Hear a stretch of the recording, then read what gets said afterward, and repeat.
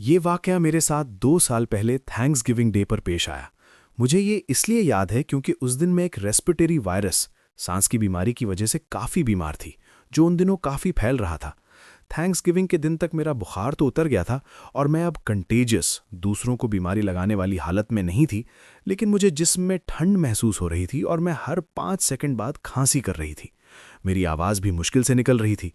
मैंने अपनी एक साथी को-वर्कर से वादा किया था, जो छुट्टियों के लिए शहर से बाहर जा रही थी, कि मैं उसकी बिल्ली का ख्याल रखूंगी क्योंकि वो बिल्ली पुरानी थी और उसे रोज़ दवाई की ज़रूरत होती थी। मैंने ये वादा बीमार होने से पहले किया था, इसलिए मैं पीछे नहीं हट सकती थी क्योंकि उसका घर मेरे काम की जगह से थोड़ी ही दूर था। इसके साथ ही मैं अपने एक दोस्त से टेनिस और बोलिंग खेलने के बारे में बात कर रही थी क्योंकि हम दोनों ने हाई स्कूल में ये खेले थे। मेरे टेनिस रैकेट्स और बोलिंग बॉल मेरे अब्बू के घर पर थे क्योंकि मेरा कॉलेज डॉर्म बहुत छोटा था। मैं एक बड़े शहर में कॉलेज जाती थी, इसलिए मेरे पास गाड़ी नहीं थी और मैं आने जाने के लिए पब्लिक ट्रांसपोर्ट इस्तेमाल करती थी।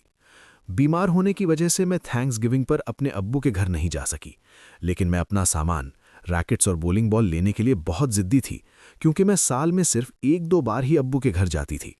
अगर मैं थैंक्सगिविंग पर सामान ना लेती तो अगले कई महीनों तक हम नहीं खेल पाते। मैं बहुत स्टबल थी और हर हाल में सामान लाना चाहती थी।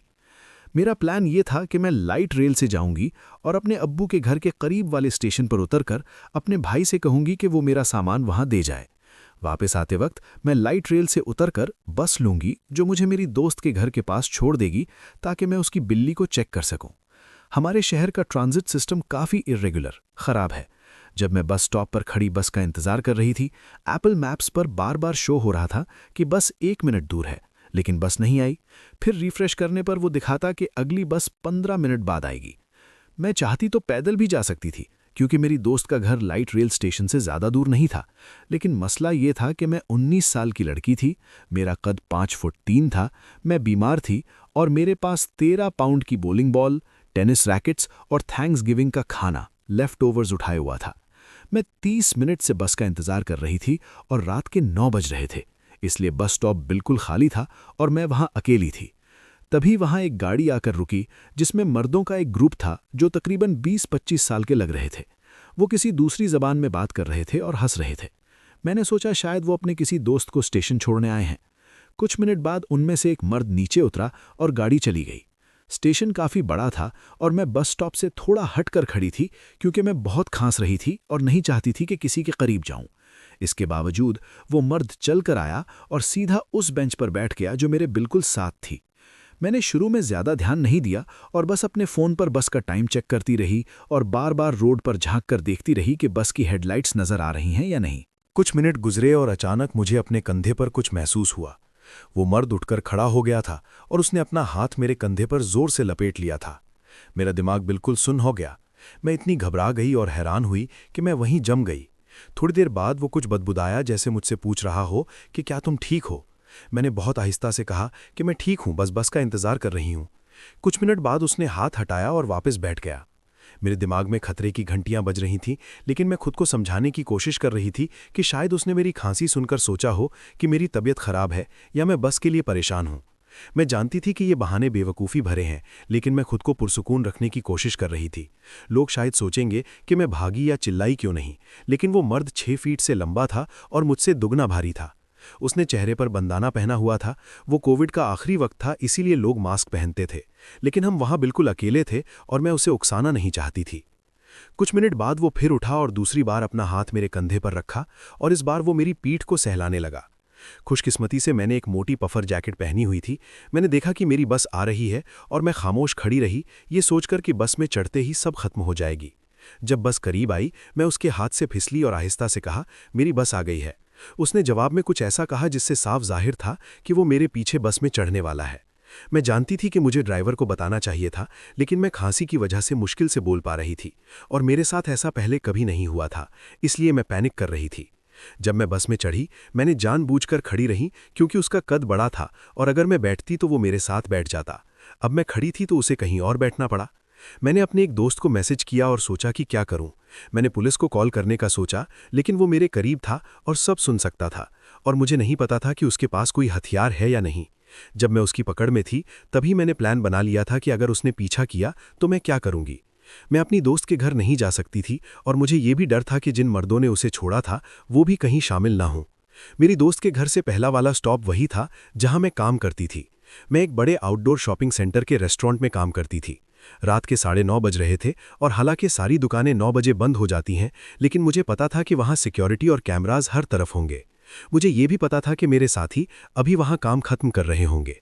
मसला सिर्फ ये था कि सामने वाला दरवाज़ा लॉक था, लेकिन पीछे वाला एम्प्लॉई एंट्रेंस खुला होता था। वहां पहुंचने के लिए मुझे पहले एक कचरा जमा करने वाली जगह यानी ट्रैश एनक्लोजर से गुजरना था और फिर दरवाजे पर कोड लगाना था। जब बस मेरे स्टॉप पर रुकी, वो मर्द भी मेरे साथ उतरा और उसने फौरन मेरा कंधा फिर पकड़ लिया, पहले से भी ज्यादा जोर से।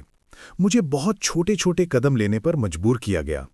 मैं अचानक भागना नहीं चाहती थी ताकि वो अलर्ट न हो जाए जब तक मैं दरवाजे के करीब न पहुंच जाऊं। जैसे ही हम पीछे वाले दरवाजे के पास पहुंचे, खुशकिस्मती से कचरे वाली जगह का दरवाजा खुला था और वहां एक शेफ और मेरा एक कोवर्कर खड़े बातें कर रहे थे और उन्होंने पीछे वाला दरवाजा भी खुला रखा हुआ था। मैंने उस मौका का फायदा उठाया, उसकी पकड़ ढीली हुई और मैं फिसलकर भागी और उनके पास अंदर चली गई। मैंने अपने कोवर्कर से कहा कि ये आदमी मेरा पीछा कर रहा है, दरवाजा बंद करो। मैं मुश्किल से बोल पा रही थी, लेकिन उसने फौरन दरवाजा बंद कर दिया। 2 सेकंड भी नहीं गुजरे थे कि बाहर से दरवाजे का हैंडल जोर जोर से हिलने लगा और उस मर्द ने दरवाजा पीटना शुरू कर दिया। मैंने उन्हें बताया कि मैं इसे नहीं जानती और ये बस स्टॉप से मेरे पीछे आया है। हमने मॉल सिक्योरिटी को कॉल की। इस दौरान हमने खिड़की से देखा कि वो मर्द रेस्टोरेंट के बाहर घूम रहा है और फिर वो सामने वाली आइसक्रीम शॉप में चला गया। सिक्योरिटी आई और उन्होंने मुझसे सवाल किए। वही कोवर्कर जिसने दरवाजा बंद किया था, वो मुझे अपनी गाड़ी में मेरी दोस्त के घर छोड़ने गया और फिर मुझे मेरे घर छोड़ा। कुछ दिन बाद मैनेजर ने बताया कि मॉल सिक्योरिटी पूछ रही है कि क्या मैं चार्जेस प्रेस करना चाहती हूं। मैंने कहा कि मैं अभी श्योर नहीं हूं, मैं बस उस मर्द का नाम जानना चाहती थी और ये कि वो वहां क्या कर रहा था। लेकिन मैनेजर ने कभी दोबारा बात नहीं की और मुझे कुछ पता नहीं चला। आज तक मैं नहीं जानती कि वो मर्द क्या चाहता था, लेकिन मुझे बहुत खतरनाक शक है। ये वाकया 2 साल पहले दिसंबर की शुरुआत में पेश आया, जब मैं पहाड़ों में अपने एक पुराने दोस्त से मिलने गया, जिसे मैंने काफी वक्त से नहीं देखा था। इस कहानी के लिए उसका फर्जी नाम स्कॉट है और मेरा असली नाम जेरेमी है। हम मिडिल स्कूल से दोस्त थे, लेकिन ग्रेजुएशन के बाद वो अपने खानदान के साथ एक छोटे से पहाड़ी कस्बे यानी माउंटेन टाउन में चला गया। साल गुजरते गए और हम एक दूसरे से दूर हो गए। मैं काम के सिलसिले में न्यूयॉर्क सिटी में ही रहा और वो पहाड़ों में। हमारी कभी कोई लड़ाई नहीं हुई थी, बस हमने एक दूसरे की जिंदगी की खबर रखना बंद कर दी थी। इसलिए जब उसका अचानक मैसेज आया कि मुझे एक वीकेंड के लिए मिलने आना चाहिए, तो मुझे काफ़ी अच्छा महसूस हुआ और मैं एक्साइटेड था। उसने कहा कि ये आने का बेहतरीन वक्त है क्योंकि बर्फ़ की वजह से वहाँ का मंजर बहुत रस्टिक और रूरल लगता है। मैंने सोचा पुरानी यादें ताज़ा करने का ये अच्छा मौका है। पहाड़ों का सफ़र बहुत लंबा था क्योंकि रास्ते में बर्फ़ और ठंड की वजह से मैं गाड़ी आहिस्ता चला रहा था। सड़क पर मुश्किल से ही कोई और गाड़ी थी।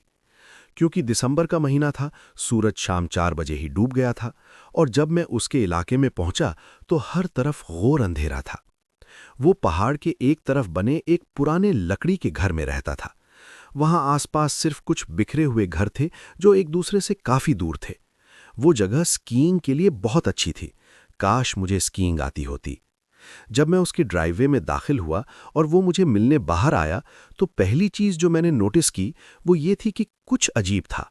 वो थोड़ा बदला हुआ लग रहा था। मैंने उसे सालों से नहीं देखा था, तो मैंने सोचा शायद मैं भूल गया हूं कि वो कैसा दिखता या बात करता है। लेकिन उसके बात करने का तरीका बदल गया था। वो पहले से ज्यादा आहिस्ता बोल रहा था और जुमलों के बीच में बार बार रुक रहा था, जैसे वो भूल गया हो कि वो क्या कह रहा था। उसने मेरा बैग अंदर ले जाने में मदद की। घर अंदर से गर्म था, लेकिन काफी खाली था। वहां फर्नीचर बहुत कम था, बस एक काउच, एक टेबल, कुछ कुर्सियां और कुछ पुरानी चीजें एंटीक्स दीवार पर सजी थीं। उसने कहा कि मैं वीकेंड के लिए काउच पर सो सकता हूं क्योंकि वो खुलकर बेड बन जाता है। मैंने कहा ठीक है। काउच के बिल्कुल सामने एक लंबी अंधेरी हॉलवे राहदारी थी जो बाथरूम और 2 खाली गेस्ट रूम्स की तरफ जाती थी। उसने बताया कि ये कमरे इसलिए खाली हैं क्योंकि ये उसके दादा दादी का घर था और उनका हाल ही में इंतकाल हुआ है, इसलिए अब वो यहाँ अकेला रहता है। उस हॉलवे के आखिर में कोई लाइट नहीं थी और दरवाजे खुले थे, इसलिए काउच पर बैठे हुए मुझे बस एक काला अंधेरा रेक्टेंगल नजर आ रहा था जो घर के पिछले हिस्से तक जा रहा था। किसी वजह से ये देखकर मुझे अजीब सी बेचैनी हो रही थी, हालांकि वहां जाहिरी तौर पर कोई डर वाली बात नहीं थी। पहली रात हमने थोड़ी पुरानी बातें की, लेकिन माहौल थोड़ा अजीब था। उसका बातचीत का तरीका काफ़ी ऑकवर्ड हो गया था, लेकिन मैंने सोचा कि शायद सालों तक पहाड़ों में अकेले रहने की वजह से कोई भी थोड़ा अजीब हो सकता है। वो मुश्किल से मुझसे आंखें मिला रहा था और मुझे महसूस हुआ कि वो बार बार उस अंधेरे हॉलवे की तरफ देख रहा है। जब सोने का वक्त हुआ तो वो ऊपर अपने बेडरूम में चला गया।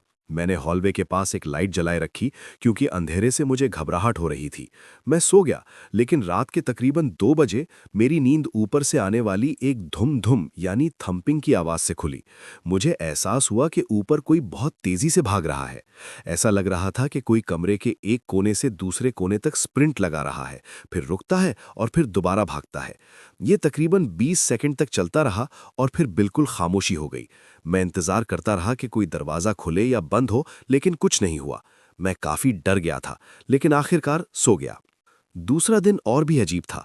स्कॉट पूरा दिन भटका भटका सा रहा, ना ज़्यादा बात कर रहा था, ना खा रहा था। जब भी मैंने पूछा कि क्या तुम ठीक हो, वो बस बिना कुछ कहे सर हिला देता। मुझे समझ नहीं आ रहा था कि उसने मुझे मिलने बुलाया ही क्यों था, अगर उसे ऐसे बिहेव करना था। मैंने नोटिस किया कि वो दिन भर में कम से कम 5 बार उस अंधेरे हॉलवे में गया, लेकिन मैंने चेक नहीं किया कि वो वहाँ क्या देख रहा है। रात को मौसम खराब हो गया और बर्फीला तूफान यानी स्नोस्टॉर्म शुरू हो गया। हवा इतनी तेज थी कि घर की दीवारें हिल रही थीं। मैं सो गया, लेकिन रात 2 बजे फिर मेरी नींद खुली। इस बार मुझे हॉलवे से किसी चीज के घिसटने की हल्की आवाज आई, जैसे लकड़ी के फर्श पर कोई चीज ड्रैग की जा रही हो। फिर वो रुक गई। फिर अचानक मेरे पीछे दीवार पर किसी ने टैप किया, जैसे उंगली से थपथपाया हो।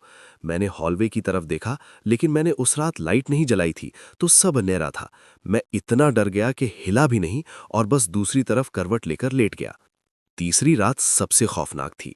अब तक मुझे उस घर में बहुत डर लगने लगा था और स्कॉट मुझे अजीब तरह से घूर रहा था। शाम को स्कॉट जल्दी ऊपर चला गया और मैं नीचे फ़ोन इस्तेमाल करता रहा। जब मैं सोया तो रात के फिर वही 2 बजे मेरी आँख खुली। मेरी आंखें खुली थीं, लेकिन मेरा जिस्म हिल नहीं रहा था।